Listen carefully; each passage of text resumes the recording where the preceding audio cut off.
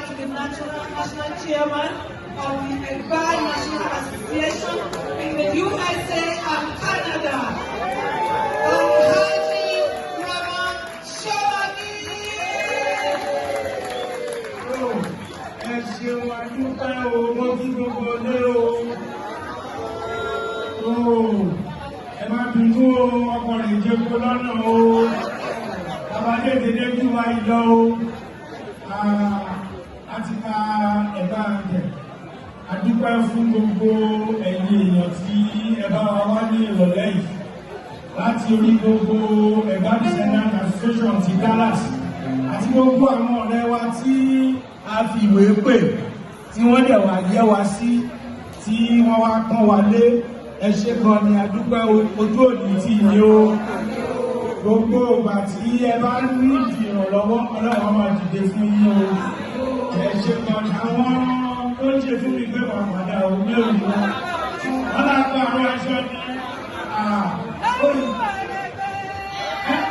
ẹ̀rẹ̀bẹ̀ láwù láwù láwù láwù láwù ẹ̀rẹ̀bẹ̀ ẹ̀rẹ̀bẹ̀ láwù owó mi àlò àwọn aláwọ̀ fi ṣe o láwù ẹ̀rẹ̀bẹ̀ ẹ̀rẹ̀bẹ̀ láwù ẹ̀ máa gbé múso múso múso múso múso múso ẹ̀ máa gbé ẹ̀gbá yìí lé.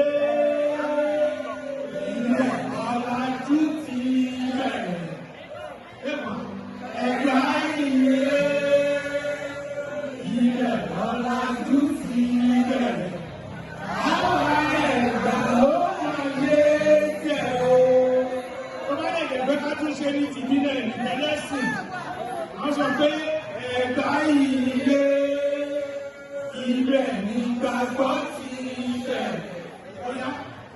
Ẹ̀gbá ilé ibẹ̀ ní gbàgbọ́ ti iṣẹ́ wa.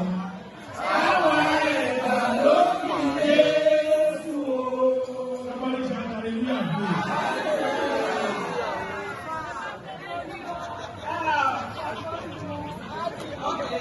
Ẹ ṣe àdúgbò o, ó fẹ́ ẹ̀yin ọmọ Ẹ̀gbá bá rí ẹ̀yọjú lẹ́yìn.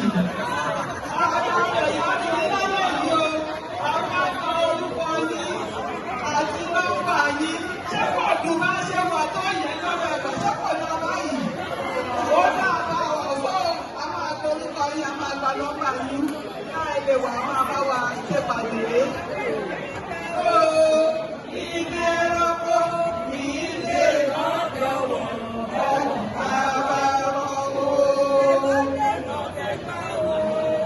Yes.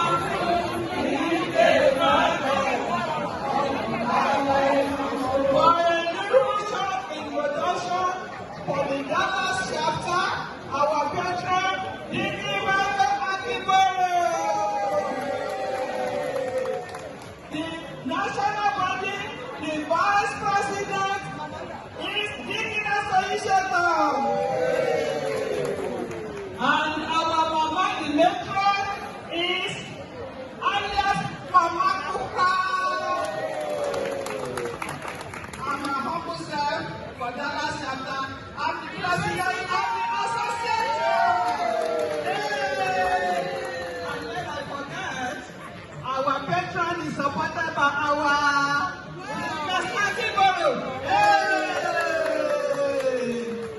Olúwa ṣe wo ẹgbẹ́ ká máa túbọ̀